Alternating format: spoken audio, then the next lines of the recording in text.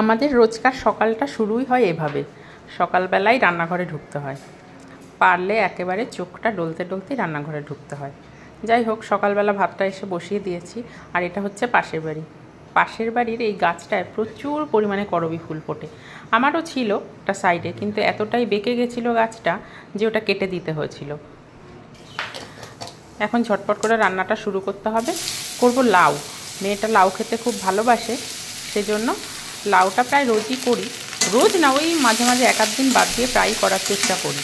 আর যেহেতু মাছ মাংস খায় না, সেই জন্য কিছু তো একটা দিতে হবে। যেটা দিয়ে ভালো খায় চেষ্টা করি সেটা দিয়েই একটু করে দিতে। তো এখন লাউটা ভেজে নিয়ে তারপরে বাকি রান্নাগুলো পরপর শুরু করব। লাউটা ওই জন্য সকালবেলা উঠেই আগে কেটে রেখেছি।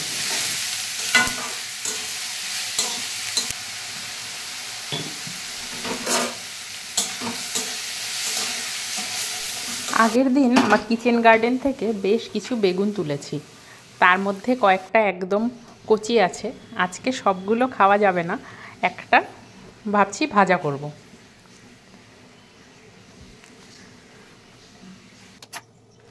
দাঁড়ান, ভাতটা হয়ে গেছে, নামিয়ে দিই। এই যে বেগুনটা দেখছেন, এটার কথাই বলছিলাম। এই বেগুনটা আমার গাছেই হয়েছে, এখনও বেশ সুন্দর কচি আছে। ওই জন্য ভাবলাম এটা ভাজা করলে খেতে আরও বেশি ভালো লাগবে।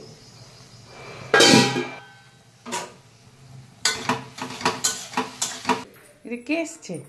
পায়ে কি পড়েছো? দেখি দেখি, একটু দেখি তো। এটা কি পড়েছো? হ্যাঁ, ও বাবা, কি সুন্দর লাগছে। এটা তোমার জন্য রান্না করলাম। দাঁত মেজেছো? ব্রাশ করেছো? না, এখনো ব্রাশ করিনি তো। এখনো ব্রাশ করোনি তো? না। ব্রাশ করবে না? না। এই মা, তাহলে দাঁতে পোকা হবে তো, গন্ধ হবে মুখে।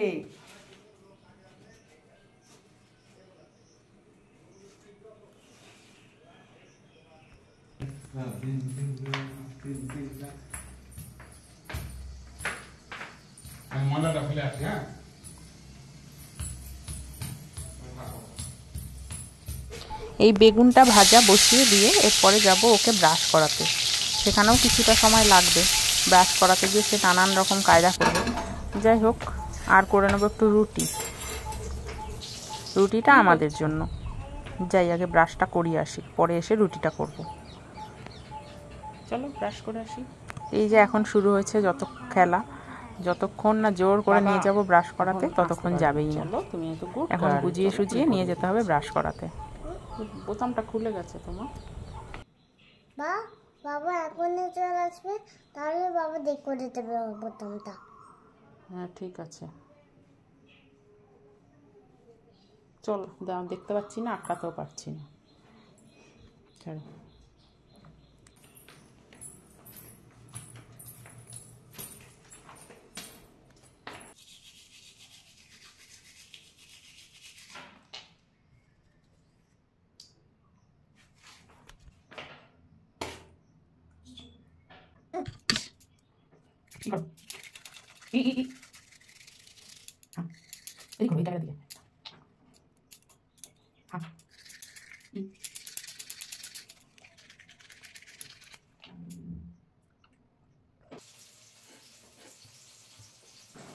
ব্রাশ করিয়ে সোজা চলে এসেছি রান্নাঘরে। এবারে রুটিটা করে নেব, নাহলে ব্রেকফাস্ট করতে আরও দেরি হয়ে যাবে।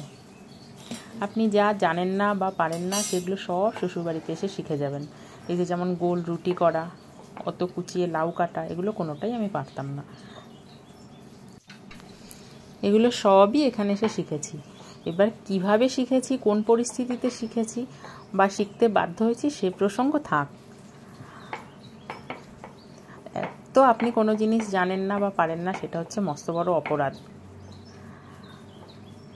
আর কোনো জিনিস খুব ভালো যদি করেন, সেটারও কোনো না কোনো খামতি থেকে যায়।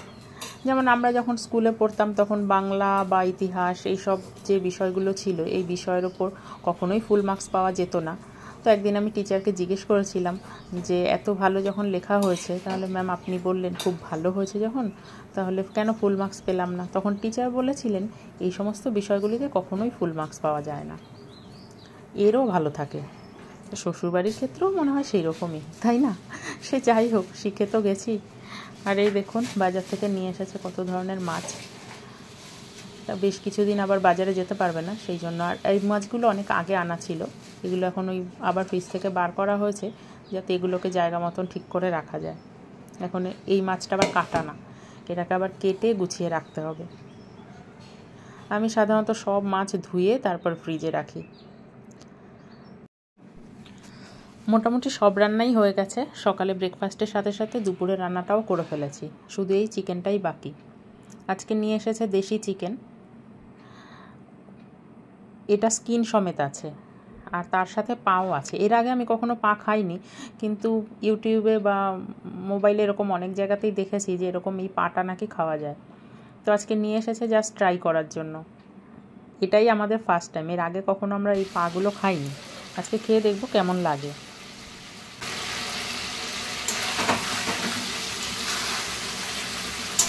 ব্যাস রান্নাবান্না শেষ প্রায়, এটা এখন হলেই হয়ে যায়।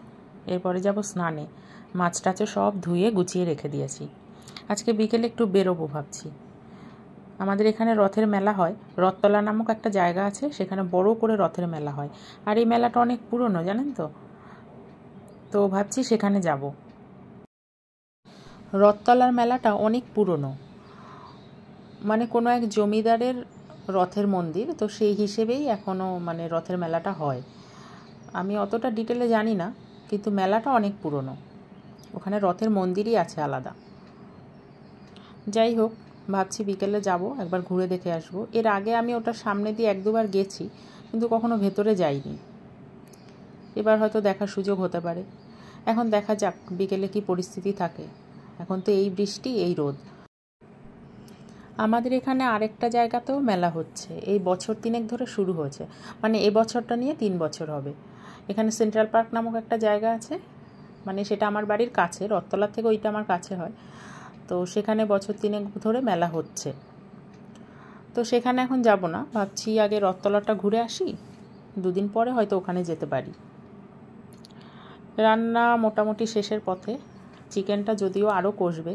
আর জানি না আমার এই ভিডিওগুলোতে এই চিকেনের কালার টালারগুলো এত ফেড হয়ে যায় কেন, মানে এক্স্যাক্ট যে কালার হয় আমার এখানে সামনে থেকে যেটা দেখতে পাই, কিন্তু ভিডিওতে দেখি সেটা অনেকটাই লাইট হয়ে যায় বা ফেড দেখায়।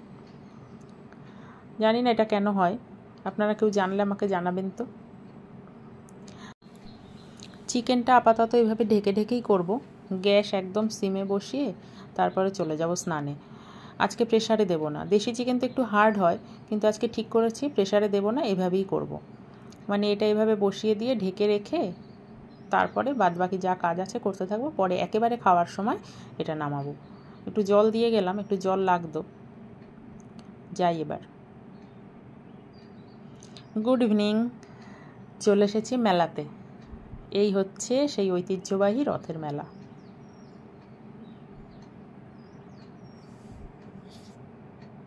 চলুন মেলাটা তাহলে এবার ঘুরে দেখা যাক।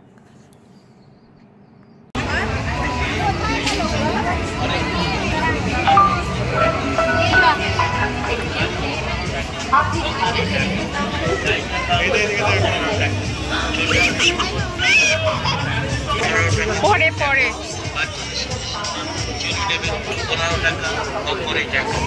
আমাদের দোকানে সব আছে,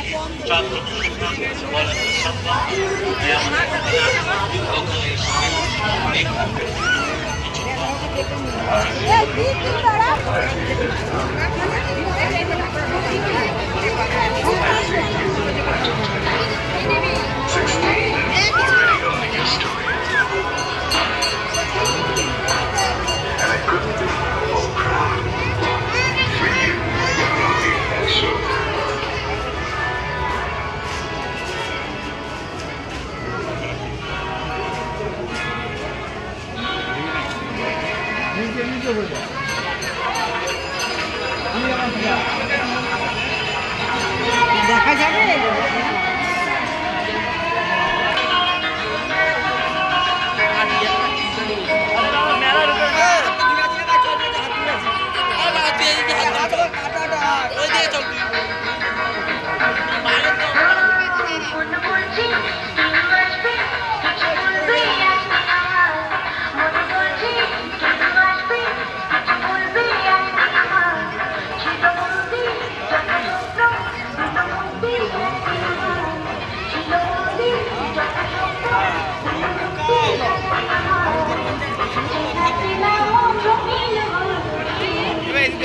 যাবে